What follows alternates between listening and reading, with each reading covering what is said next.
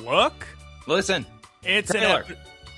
Taylor. It's an episode of the Look, Listen cast, and like I said last week, there's no new episode to discuss of Horizons. I know it's going to be exciting. I think Pecharunt's going to probably hypnotize the entirety of the Rising Bolt Tacklers, but we can't talk about it because it hasn't aired yet. So what are we going to do instead, Taylor? Thank all our listeners for liking and subscribing, and Mr. Tickle Bits. Yeah, that's it. Now, what we're going to do is something we've done before, which is, so here is one thing that did come out. Guys, listen, everybody, this is a podcast about Pokemon and other things. Something that did happen is Netflix released all of some of the next season of the Pokemon anime, but in English this time, and now we got wow. So what we're going to do is we're going to watch an episode that we've watched before in Japanese, and we're going to compare it to the English version. Now, here's the bad thing. In the past, English always been real terrible. Is this episode going to be real terrible? Only one way to find out. You'll have to hear us discuss how we felt about it. But before that, Taylor, we have to get into the first segment of the week. That's right. Oh, I can't wait to peep in on Geese and see what she's been up to. Geese, what you up to? She's not here. She's in Florida, working, probably at another birthday party. Probably As a librarian at another birthday party in Florida. So many birthdays. But that's right. It's our first segment of the week. That's Geese of the Week. What you been peeping? Now, realistically, we haven't recorded in a long time, so I could go on for hours about what I've been peeping, but let's keep it reasonable. Saw Stanley Kubrick's final film for the first time. That's right, Eyes Wide Shut. Interesting movie. It's so weird. Oh boy, that's a weird film. It captures an unnerving vibe better than a lot of other movies. And if you're somebody who's into conspiracy theories, you can get real scared because Stanley Kubrick died the second before he finishes it, and they have to. I didn't know that. Oh, it's super spooky, and people say they had to change names and references to people, and that's why everybody died. But it was. I watched that and then 700 French films because Jackson made me watch French films all night, every night when I was visiting. God bless the French. What was your favorite one? I don't. They were all by Jean Godard. Unfortunately, I watched all of them, but we were so busy every day, so every night it would come to French Film Hour, and I'd be so sleepy, fighting my eyes, closing. God, I felt so old. Unfortunately, the one I was having the most fun with, I had a bout of nausea and had to lay down. Oh, no. That was the only one Jackson had not seen before, so I said, just keep watching it, Jackson. All the rest he watched already. I love French films. They're always a little miserable, but Jackson loves the new wave French films. We watched all the great ones. Breathless, you name it. Masculine, Feminine, something like that. What was the other one? Did you watch Le Cercle Rouge? Yeah, probably. That one's real good. Alphaville. Did you watch Man Bites Dog? No. These are incredibly old French films.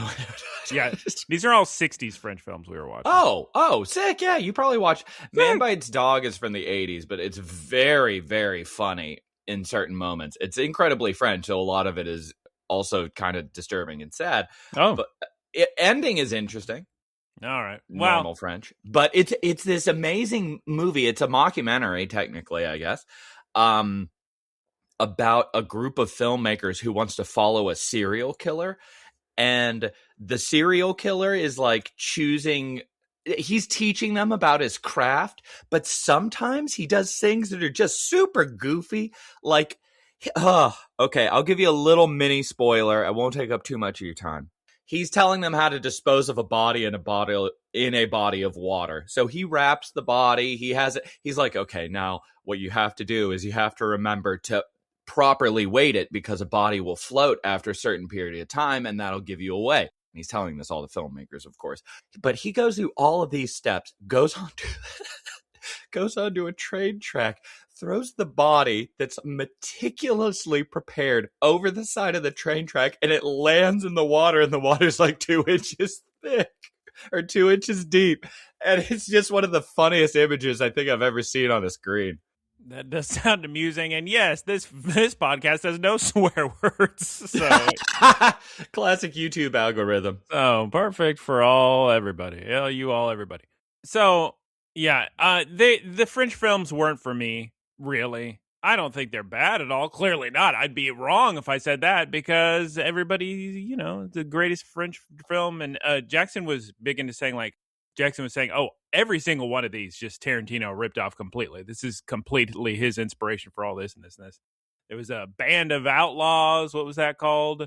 Robin Hood? No, it was actually called. I went, because if you recall, Taylor, from the early, I don't know when it started, but Band Apart.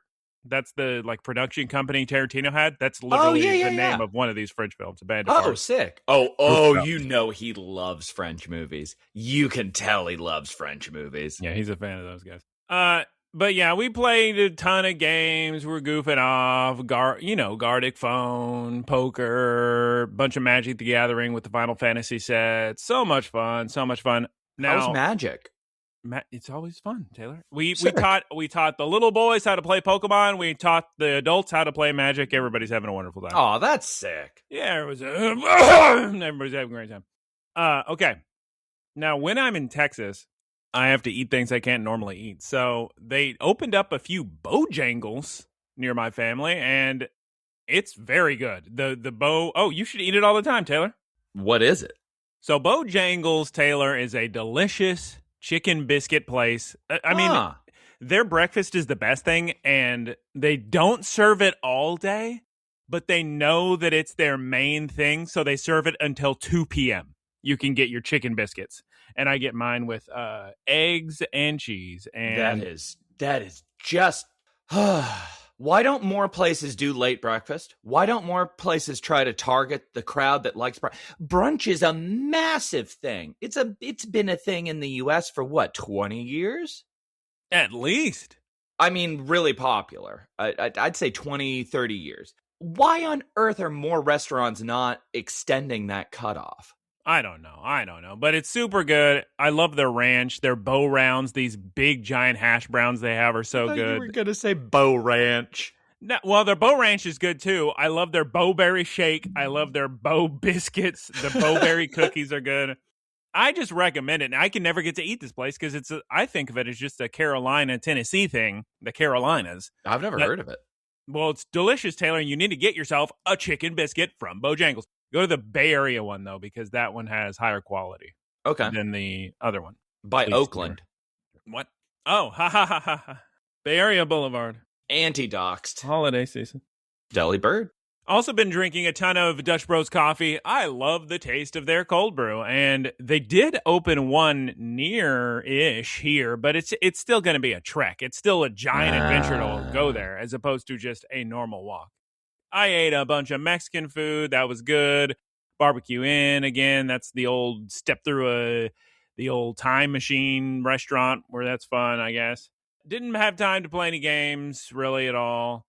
I've been completely spoiled on Stranger Things. I know all the giant spoilers, plot points, but haven't had a chance to watch it yet. But yeah, Taylor, why don't you go ahead and tell us what you've been peeping this week, on Geese of the Week. What you been peeping? On this Geesis, I have been peeping a ton of Mathew Broderick films. Well, a ton, too. We watched Ferris Bueller's Day Off. So Guncan didn't get a lot of the growing up rom-coms that you and I might have seen. I mean, it was before our time, but... I watched Ferris Bueller's Day Off all the time as a kid. Exactly, because it would have been part of that wave where our parents grew up with it, so they showed it to us. Well, my aunt, and we drank chocolate milkshakes, excuse me. So we're watching Ferris Bueller's Day Off. We did one day where we watched 3 movies. We watched Ferris Bueller, we watched Oh Brother, Where Art Thou? Great movie. We watched The Producers. Have you ever seen The Producers? The one with Mathew Broderick? I believe so. I think so. I am unsure. If I haven't fully seen the entire film, I've certainly seen enough clips of it to watch the majority of it. May I say, though? Yes. I need to rewatch Oh Brother, Where Art Thou? Because I'm just seeing clips of it recently. and people just talking about how George Clooney, whatever, he's always been a good actor, great actor, whatever. But he knocks it out of the park in Oh Brother, Where Art Thou? To such extreme levels. Anytime you're looking at him on screen, you're having a wonderful time. You're laughing or you're enthralled. Well, for those of us that saw, what was that movie, Critters 3 or Return of the Killer Tomatoes or something? He was the best part of that movie. Oh, yeah, Critters. He was so funny in that movie. And I was like, why isn't he in more comedies? Watch Oh Brother, Where Art Thou? I hadn't seen that since college. Or high school. Yeah. And I was like, oh yeah, it's about it's about the Odyssey, whatever. Which is fine. Like, that's a fine tie-in. The whole time you're not going to be like, ooh, doing the DiCaprio point. Yeah, it's Rocky Bottom Boys. It's a very good film. It's interesting to hear that you say that about George Clooney, because he has a very good presence on screen. He's easily the weakest part of the movie. Oh my God. And I don't mean that in a derogatory way. I mean that in a complimentary way to everybody else. There's a scene where I can't remember the actor. First of all, love John Turturro. His acting when other characters are talking in this film it should be studied. The looks of resentment that he's giving in the corner of a screen when another character's talking, and I'm like, oh my God, John Turturro. There's a scene, minor spoilers, in a theater. Spoilers, guys. Minor spoilers. Calm down. I'm not going to give you any context, so it's not going to... well, if you watch it. Minor spoilers. If you're going to spoil something, can I interrupt because I know I'm going to forget? Yes. Just so people can keep fast-forwarding, although I think this is doing the opposite of trying to skip a spoiler. Did you hear, because you mentioned The Odyssey, did you hear that The Odyssey by Christopher Nolan coming out this year is going to be the first ever 100% every single scene you see is IMAX filmed. IMAX camera. Oh, sick. Good old Christopher Nolan. And they just keep talking about IMAX cameras are so loud and you can't record any dialogue if there's an IMAX camera running. So they have to use these series of mirrors so you can see the other actor's face. Anyway, please continue with your minor spoiler. It just sounds like an airplane engine. Oh, watch a movie or be part of one. I'll tell you, look, it's that kind of episode. We're going to be jumping around, goofing a lot. We're just jumping. It's a great one. Everybody's off the rails. Yeah. You want to know my favorite IMAX scene, I think, ever? What? I'm going to give you three guesses. Not favorite film in IMAX, but just my favorite scene in any IMAX movie ever. Oh, I don't know that I could guess that. Three guesses. Just three of them. Oh, no. I want it to be... Just give me a guess, girls. Is it It has to be Dark Knight. It was Eternals. No, it was not. It was so... Wait, was it Eternals? It's the one where you got to see Galactus real big. Was that... Fantastic Four? Fantastic Four. This time it's 3 steps? Yeah. Well, okay, I got 2 favorite IMAXs. It's Fantastic Four and Eternals because you said it? Yeah. Well, it was... Is the movie good? No. Did I see it in IMAX when they showed a real big thing? Yes. A Celestial? It looks sick. That's all I'm saying is it looks sick in IMAX. Please continue with your minor spoiler of whatever film. So minor spoilers for Oh Brother, Where Art Thou? Skip it. The actor that plays Buster Scruggs, I can't remember the guy's name. He's such a good actor, and I can never remember his name. Ballad of Buster Scruggs. Yeah. But it's not the guy who has a name that sounds like Buster Scruggs. It could be. Because the man, Group in Ballins, Walton Goggins? Is that who you're talking about? It's not Walton Goggins. Not Walton Goggins. The other guy who's always in Westerns. You know what's crazy is that I can just look it up. I was about to look it up on my phone, too. His name is Bustin Scruggs. Just say Buster Scruggs, and then it'll show his face, and that'll be the actor's name. His name? Oh, yeah. His name is probably actor. Yeah. Oh, Tim Blake Nelson. Who could forget? Yeah, Tim Blake Nelson. Never heard that name in my life. Please. I don't think I have either. Minor spoilers for Oh Brother, Where Art Thou? Yes. Tim Blake Nelson, everybody's favorite actor, carries the movie in a ridiculous cast. He carries the movie. He always kind of does that, though. Oh boy, I was borderline on the floor laughing with him leaning over in a theater trying to not draw attention to himself, but almost fully standing up on the back of this chair, saying, "We thought you was a toad," but trying to whisper it, but drawing so much attention to himself is such a good moment. It's, you gotta watch this. You gotta watch this film. That's not even a minor spoiler. That's fine. Yeah, major spoilers. Go ahead and rewind back and listen to it again. If you've already skipped forward, skip back. Oh, what a good movie. What a great movie. Great film. So, Oh Brother, Where Art Thou was very good. It was interesting watching these three with Guncan because they were clearly not part of her upbringing. No. She watches that. She watches The Producers. Now, The Producers, I enjoyed quite a bit because it's a very goofy musical, like very silly. I was shocked by not hating Will Ferrell. Normally because he kind of does that. I mean, I'm sure he's an awesome person. I'm sure he's very fun to work with, but he's unfortunately always cast as the guy who's shouting. It's like, oh, is Will Ferrell on screen? He's probably yelling. Perfectly fits his role in this film. Everybody does a really good job. The the musical numbers are fine. The one good takeaway from this film is that for the rest of my life, I'm going to be saying, "Ula don't understand." Why Ula work? I'm just going to keep saying that because of Uma Thurman. Some people like Will Ferrell, some people don't. There are the rifts in my family. I mean, I like a lot of his films. I like a ton of his films. So he clearly, there's something there, obviously. Like, a very talented guy. Even the guy he worked with in Elf, he said the whole time, how is this entertaining? And then he watched the movie and he said, okay, I get it. Yeah. I just see, it's just a ton of screaming. And you know that you're in for a ton of screaming. And the acting style is almost like, let's see how I can make the people I'm working with break character. Seems to be his mental approach. An SNL type of, I gotcha. Yeah. But a very fun movie. Ferris Bueller's Day Off, super interesting. I've always been a big fan of, I think his name's Alan Ruck, the guy who plays Cameron in that movie. I thought he was the best actor by far. Which he still is, and shouts out because he was on Succession and played the eldest boy. The eldest boy. I am the eldest boy, is what he says. Very famous line. Half of that show's famous. So, that's spoilers. Interesting movie. 80s movies are interesting. They're much more, the pacing is a little more jarring. Things just kind of happen randomly. You're rooting for characters that you don't think you would root for. The whole time you're like, oh, is this guy a bully? For a lot of 80s movies, you just think they're always doing that. We all joke. The next day, we watched The Breakfast Club. Oh, so her favorite movie among those three was Oh Brother, Where Art Thou? She loved it. It's a great movie. Mm-hmm. And that was incredibly interesting. The next day, we watched Breakfast Club. Now, Breakfast Club did not hold up Turkish very well. It did not hold up very well. I left about halfway through to repack the luggage.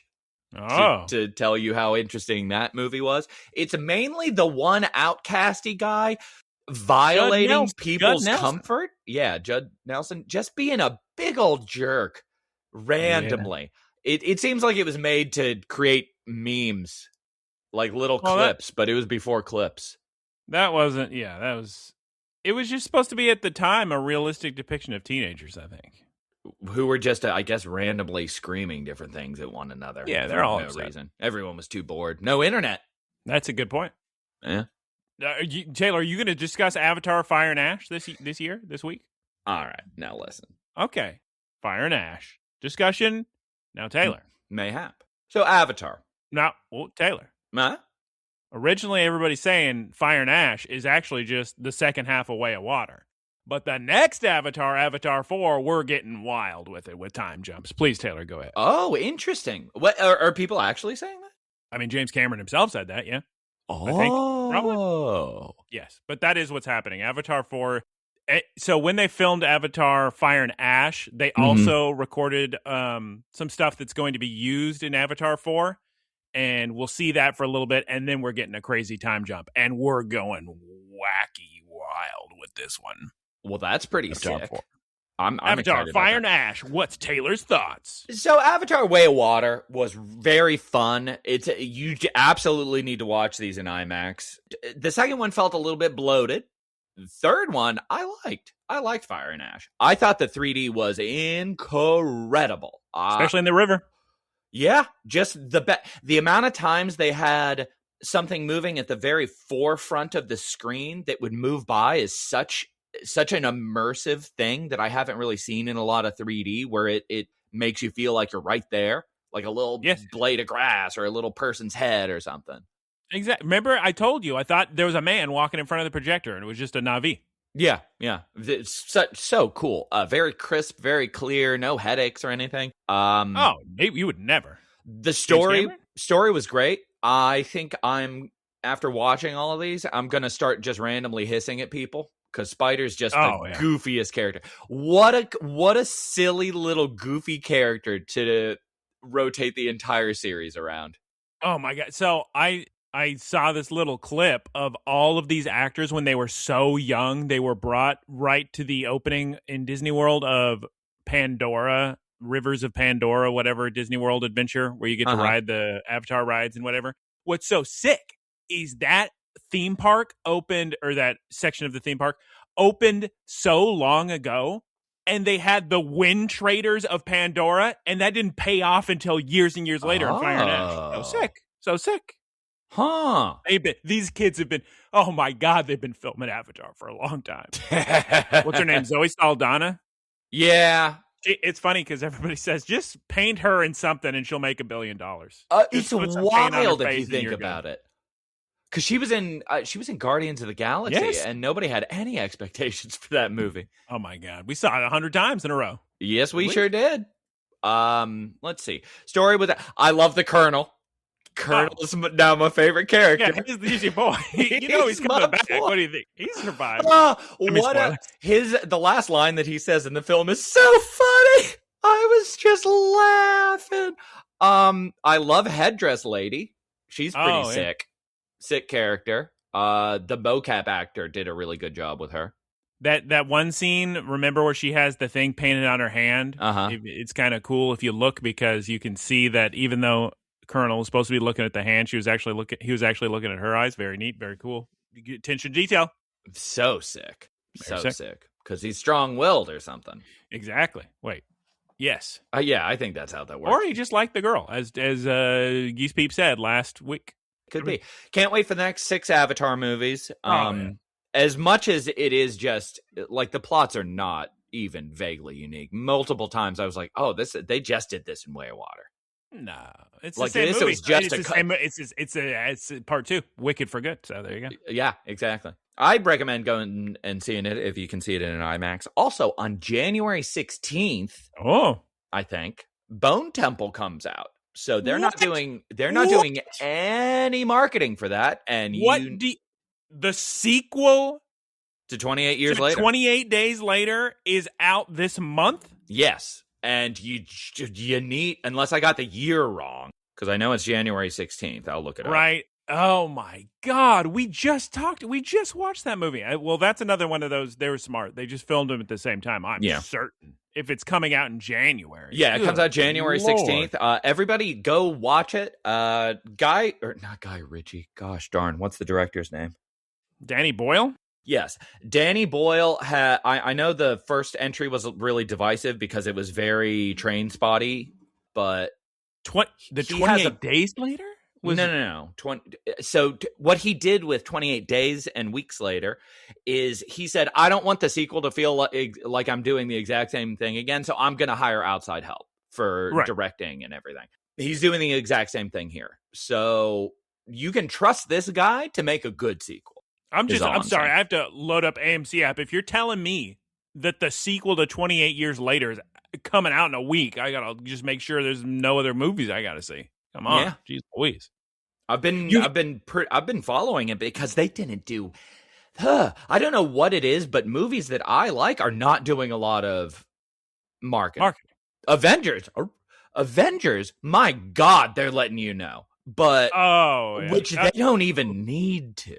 No, they need to, Taylor. It's very smart. So I saw a little teaser in Fire and Ash didn't do anything for me. I mean, I watch all the Marvel stuff other than horrific Secret Invasion.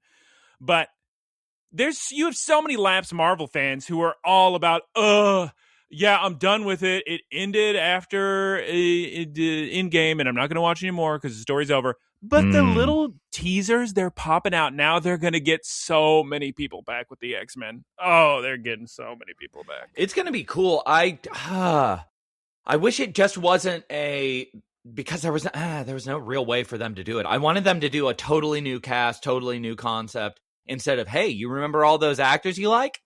Here we are. Yeah. Talked about it on a previous episode, but when they shared that image of all of the actors, and it was like Robert Downey Jr., Chris Evans, Pedro Pascal, it was having the opposite effect on me. And I was like, oh, I was going to see this. Now I don't want to see it. Well, that's how you make money, is you give them the name they recognize. Who is Pedro Pascal in Marvel? Mr. Fantastic. All right. Is it time, Taylor, for Poké-news? It can be, unless you want to talk about bingo. Oh, Taylor and I went to bingo. That was fun. Why don't you tell them all about bingo? I forgot about bingo. This was my first time playing bingo. And I got to say, it's there isn't a learning curve. It's just a sink or swim kind of thing. No. Double down. $16 all day. All of this nomenclature that everybody just says. And if you furrow your brow in confusion, they just don't do anything. No. They're just like, no, you got it. First of all, bingo is a relic from another time. Second of all, all the $16 all day Donkey Kong Tinkerbells, those are... The bad thing is all of those are real. Yeah, those are all optional. Just play your little bingos, daub your little guys, and you'll win $700 once every 30 years. I guess it's gambling. It's gambling. I was telling my mother about it. Yeah, it's 100% gambling, but Big Bingo has somehow managed to convince all states, nah, it's cool, like scratch-off tickets, because the proceeds go to like charities or something. Really? Go ahead, yeah. Interesting. I thought maybe they were classifying it as a game or something. No, it's 100%. Taylor, how many times I got to tell you this? So a lot of the times, bingos are run by like churches and things. Right. But because it's all for a good cause, whatever. Mm-hmm. But the thing I'm trying to tell you is bingo's legal everywhere, and there are states where you can play on a slot machine, and it says this is for amusement purposes only. All the reels going, and you match the symbols or whatever. It says this isn't real. What is actually happening is a game of bingo is being played on the back end, and if you win that secret game of bingo for amusement purposes, it will look like you won the slot machine. A lot of states are like that. So okay. It's a way of getting around gambling laws. That's wild. Anyway, that's please really continue. Wild. But the guy asking me about my backpack is something I was thinking about afterwards, because it's so scary. Because I don't know if he liked the bag or if he wanted me to open the bag and show him that I didn't have outside food or drink. Which, by the way, 64-ounce water bottle in there. Oh my God! That I had to cram my head into the backpack to drink. You can't sneak in water to the bingo parlor. Actually, the other bingo parlor, I think you could, but not this. This is serious business bingo. We and nobody looked happy except those two girls that won $750. Way before they won, they were happy. Yeah, they were having a good time. The tablet master. Oh my God! How many tablets? He had to have 13 at the end. 15 or something. Oh yeah, he bought more because you can buy more computers. And that's how they got me. They got me with the flash sale. Yeah. You said $10. I'm in. I just can't believe they got me and the 7-year-olds to gamble. Oh yeah, that's crazy. Why do they let the 7-year-olds bingo? I don't get it. It doesn't make any sense. How is they don't? No. They don't. Okay, Bingus rules. Yeah, you don't let the 7-year-olds gamble. You mandate that the 7-year-olds gamble. Yeah, I'm looking at this. I'm looking at this child who clearly she's at the cutoff age, sitting there with a tablet in front of her, and the mom's dabbing everything for her. And I'm like, what? This is just good. This is just fine. Okay. Everybody loves a good night at the bingo parlor, I guess. She looks so unhappy. The old bingo hall. Yeah, nobody won. All right, Taylor, are you prepared for Poké-news? Poké-news. I am prepared for Poké-news. Big update. The next Pokemon TCG set has been officially revealed. Thank you, Sarah B, for this news. We have Perfect Order. And God, if I had money, I'd buy this set. Look at all these sick Mega Pokemon. We got Mega Perfect Zygarde. Order sounds so sick. It's for so a because that's name. exactly what Zygarde's all about. He loves Perfect Order. So name the set after it. It's a great. Oh, got a little OCD. Nice. And he's got, look, Mega Starmie, Mega Clefable. And then Joe Sarabay made me laugh. He made a little joke. He said, yes, the me set. Because if you do if you spell it in your head, it's the 4 me's on the card packs. M-E, Mega Zygarde, Mega Starmie, Mega Clefable, and Meow. And Starmie has me in it. Oh, no, it doesn't. Almost. M-I-E. But look, it's Meowth. He's not even Mega Ball. That's right. I'd be opening so many Meowth packs if I had money to open this set. Oh, my God. You a Meowth fan? Just look at him compared to all these giant megas in this card set and then just little Meowth playing around. It's fun. It's good. In the next piece of Pokemon news, Pokemon Legends ZA Ranked Battle Season 5 has begun. Adds Mega Sceptile into the game if you reach rank S. I got to do that immediately. Runs until January 29th. I guess I have a little bit of time, but I need to get on that. And finally, I don't know if this is finally. Maybe this is the second finally. This is penultimate finally. I am so happy to get this news, Taylor. You always hear me. Nobody cares, but I always do all the 7-star Mightiest Mark in Scarlet and Violet Terror Raids. It's true. But the sad thing is, the sad truth of the matter, sad fact, I've missed a couple. And I says to Joe Sarabia, I says, please convince somebody to just do some repeats for the ones we missed. And howdy doody, look at this. Pokemon Scarlet and Violet has announced a series of 7-star Terror Raid battles returning starting on January 9th. Oh my God, that's today. Really? Anything I'm interested in? All evolved starter Pokemon will return in raids weekly. I need to do some research on this. I need to see who I'm missing and when I need to be logging in. See which ones I can do with you, since I have a Switch 2 now.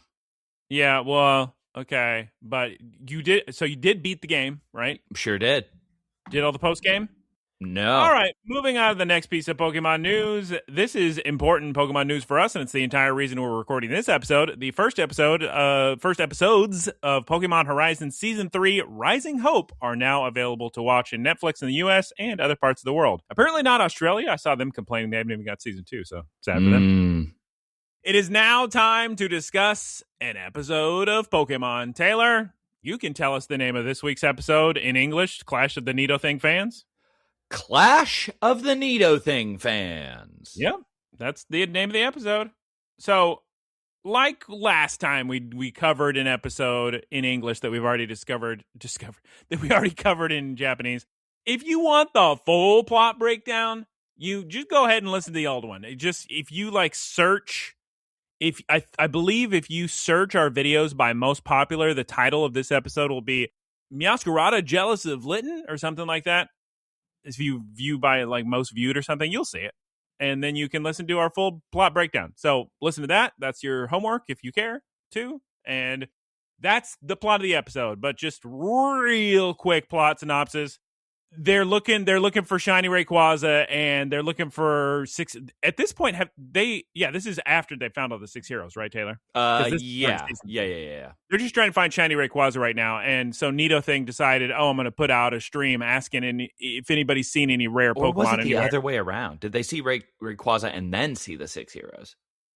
This is 6 heroes were before the time jump, but It doesn't matter. What happens in this episode is Nidothing says, we need some leads, so I'm going to start up a stream and ask if any of the viewers in chat have seen anything, and nobody has seen any rare Pokemon. So then this one girl pipes in and says, I saw shiny Rayquaza. For sure, 100%, you can trust me, wink.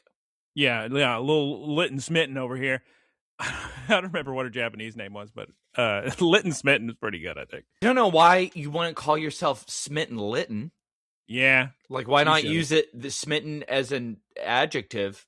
Well, because she's not Litten. She's smitten over Litten, but she's not smitten, or she's not a Litten herself. But anyway, so what happens is some girl says, I've seen shiny Rayquaza. So then Dot says to Liko and Roy, she says, I need to send you two on a recon mission and talk to this girl, Litten Smitten, and find out just exactly where the shiny Rayquaza is. I would love for them to have really talked about the message chain after that, instead of just like, now you can see it in person. I wish that there had been some thorough vetting instead of like, people, who would lie? Yeah, there's a line in this episode, I believe, where Dot says, or spoilers, Nito thing says, I should have vetted this. And she did not. She did not vet. But so the whole big point of this is she was lying. She was just trying to get attention from Nito thing, just like how Liko always used to get attention from Nito thing. And that's the plot of this. But then they turn into best friends, and Smitten Litten decides that she's going to spend her entire life talking about how great the Rising Voltaclers are. But we haven't, spoilers, I haven't heard, she's slacking, Taylor, because I haven't heard in all the episodes we've watched, I haven't seen Litten Smitten doing anything. Nope. She's working in the background. And to be fair, her reputation is that of a liar. Yeah, that's true. That's true. But I remember that classic Goku, Dragon Ball, your enemies become your friends. So exactly. It's more of a fairy tale thing than anything else. It's a fairy tale. So, Taylor, let's just start talking about the episode. I'll say right off the bat, I was pleasantly surprised. It was better than I thought it was going to be. This season, same. The acting's better. The music, the intro music's actually okay. It's like kind of a good song, I guess. It's a very refreshing feeling when I see an anime intro where I think I would like to hear the rest of this song. Like, I always like that, and it doesn't happen too often. They did put it on streaming, so I may try to listen to it. Unfortunately, the audio is still terribly mixed. You can't hear anything. They're doing their best. But big spoilers, I'll tell you, probably my biggest, I was so happy to see they actually got the rights to Hungy's Hoedown and put the Hungy's Hoedown in this, and there was full lyrics to it in English. It was very good.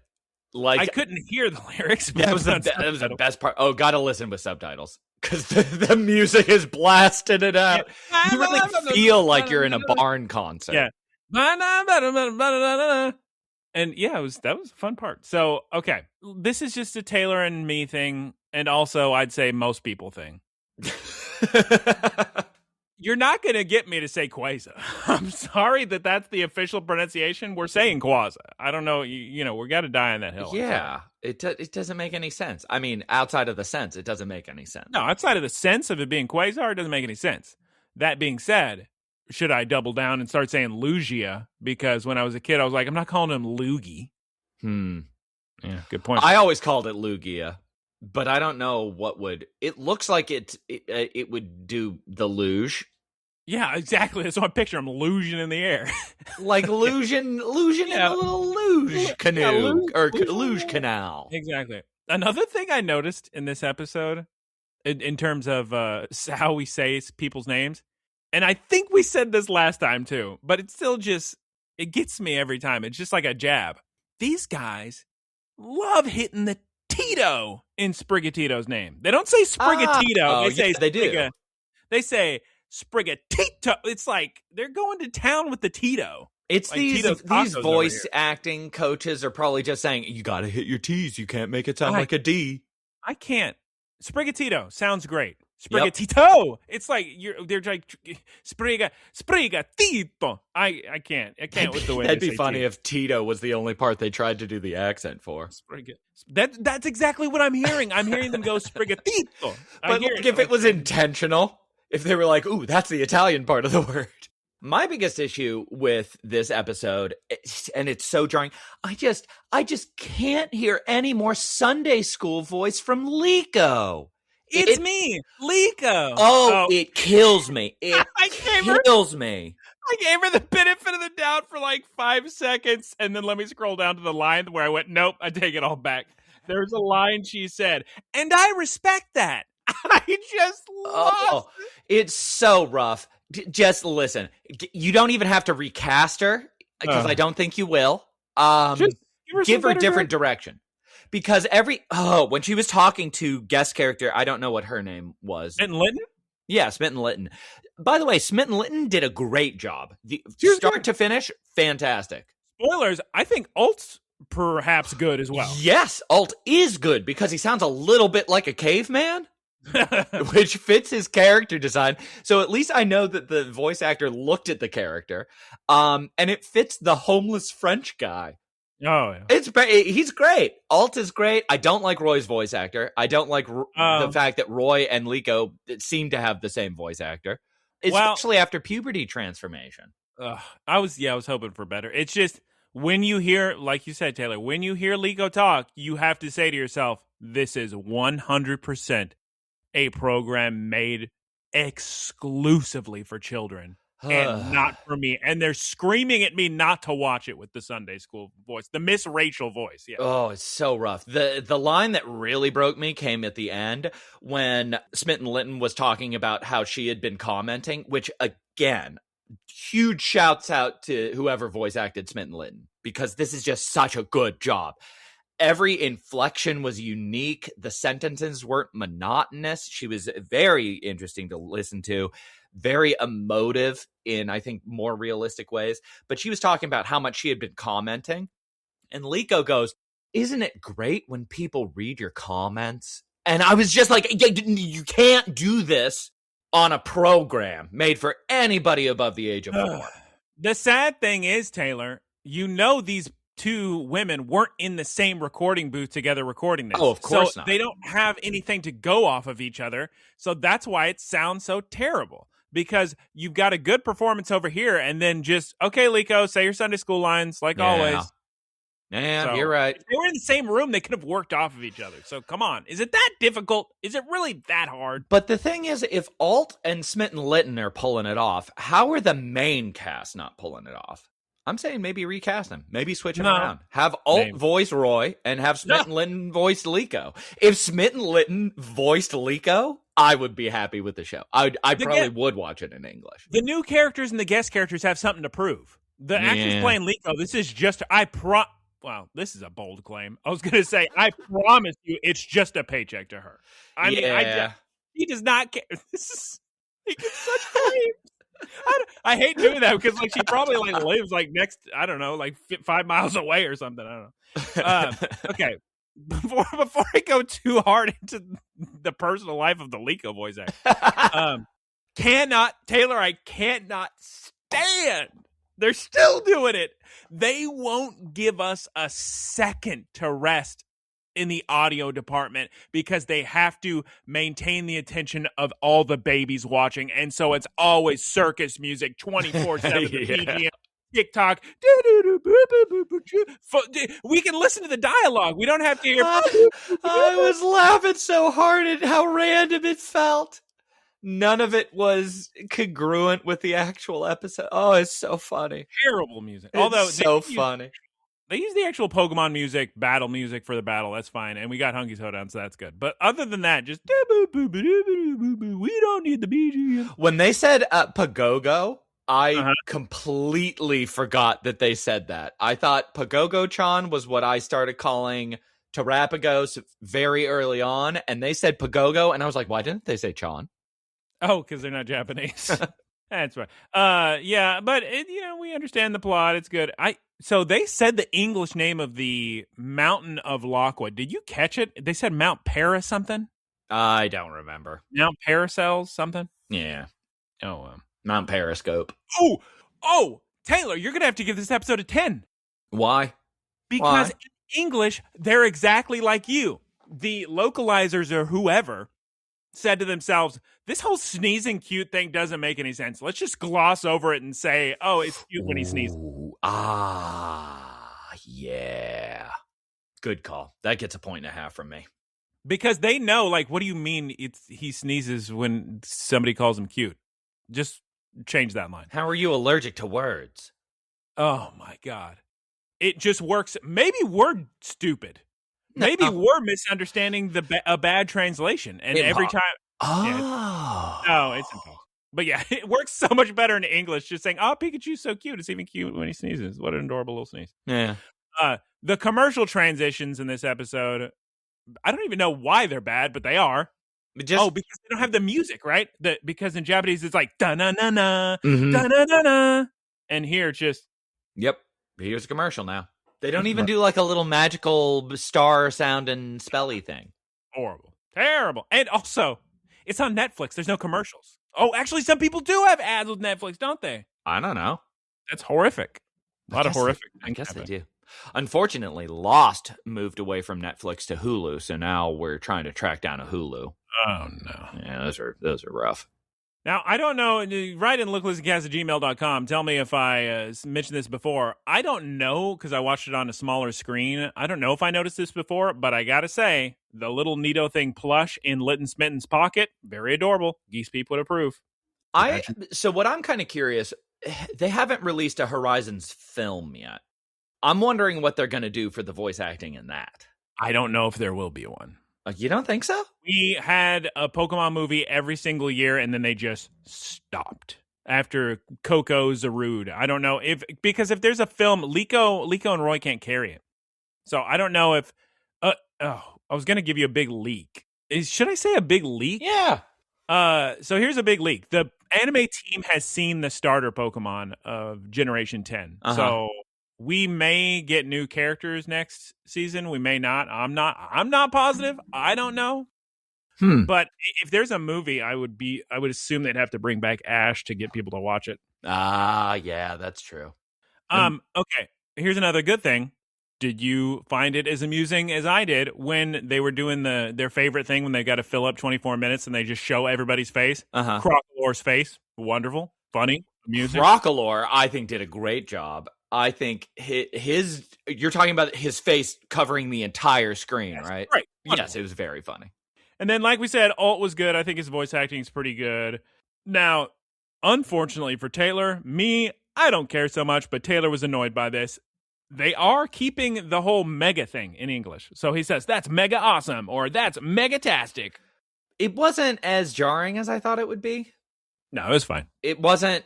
He was like, that's mega-tastic, instead of, that's mega fantastic. Yeah, it's fine. It's fine. Hey, listen, Taylor, if you get anything out of this podcast, it's Alt in English, and Alt overall, he's pretty all right, pretty entertaining. We learn in English that the name of the fan base for Neato thing is the Neato Hive. So are Nidoran in hives? Maybe they just dig in a little hive. Because why wouldn't you just say the Neato Kingdom or something? Ooh, that'd be sick. Or Queendom, because it's a Neato arena. Yeah. And then in my final thoughts on this English episode, did they literally leave in an audio mistake in the outro song? It sounded like it just kind of like chugged and like went to the wrong file for a second. I didn't get to see the outro song because Netflix on my phone was just like, no, you're skipping. And I was like, oh no, go back. And it was like, oh, you want to see the intro? And it just did that several times. You didn't miss anything. In the intro, it's kind of fun. You got your lyrics, whatever. In the outro, I think it's just trying to use that instrumental version of the song a little bit, but it's real fast, and I think may have an audio error.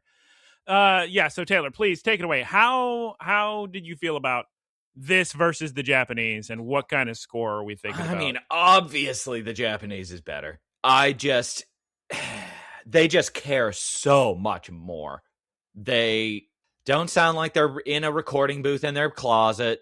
They don't sound like they're really insulting the audience by treating them like 2-year-olds. I'm so sorry to interrupt. You're completely correct, Taylor. You're probably 100% right. It's not that they can't have them in the same room. It's that nobody's in the room. They're all just sending this remotely. Well, all of the recording for at least Funimation these days, I think, is done in Dallas or close to Dallas, and obviously a ton of remote work. But I don't know. Add a little bit of space.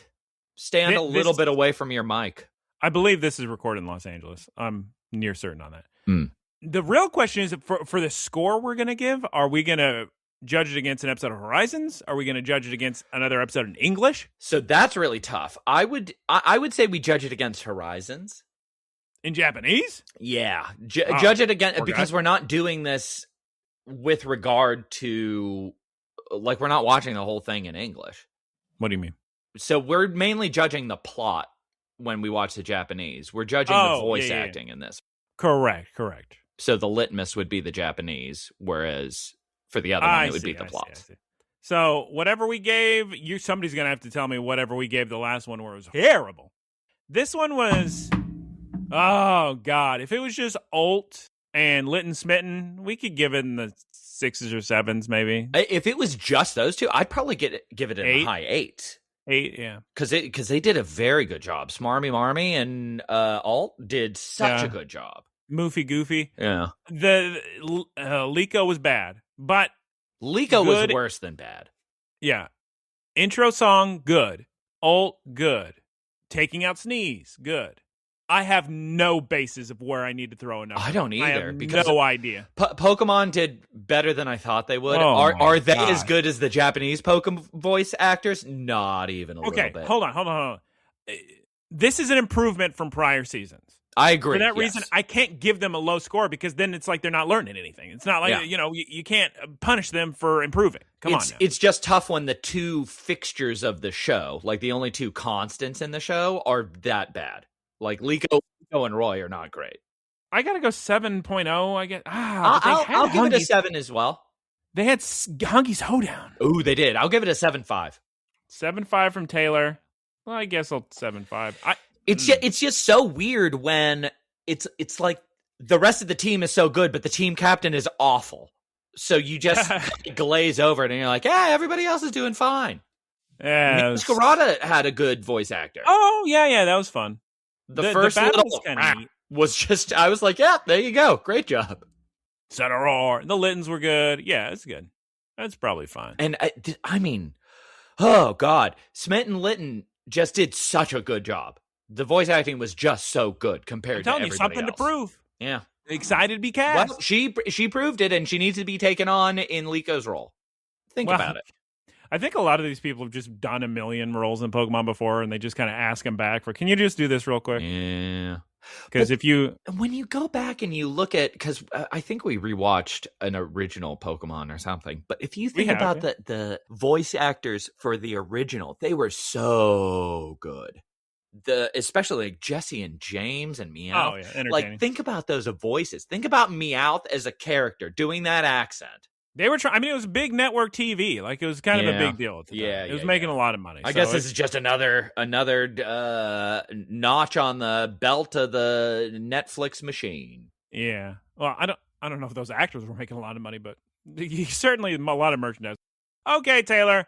I think that's going to have to just go ahead and wrap it on up and just about do it. So let's move on to the wrap up. Happy New Year, everyone. Happy 2026. This is our first time recording this year. Happy.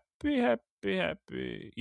They did better than I thought they would. Yes. Thank you, everyone, for listening. Look, Listen, Cast is the name of this. It's on Spotify, Apple Podcasts, and YouTube. Please leave a like and leave a little comment. Thank you to Keith for our artwork. That's twitch.tv/Keith Squared. And like Taylor said at the beginning, shouts out to Professor Ticklebits for the website and the boilerplate. Twitch.tv/prof_ticklebits. You can recommend this podcast to anybody in your life because there's no swear words. But if they're uncomfortable with Taylor's description of that movie Dog Man Bites Dog and bit him, then, you fast forward that part. Yeah. And then you can also send questions, concerns, all the concerns. Just send them to looklistencast@gmail.com. I feel like you're being too harsh on Liko's voice actress's lifestyle. Okay, we're going to say goodbye 5 times. Taylor, actually just 3 times. 3 times for me? Goodbye? 3 times. Goodbye. Bye. Goodbye. And goodbye. Howdy, y'all. It's me, Geese Peep. Thank you for listening to the Geese Peep Productions podcast. Geese Peep Enterprises, doing business as Peep Industries, together with its subsidiaries, is a diversified worldwide entertainment company with operations in media networks, talent management, parks and resorts, multimedia entertainment, and consumer products and interactive media. Geese Peep Enterprises is a Dow 30 company.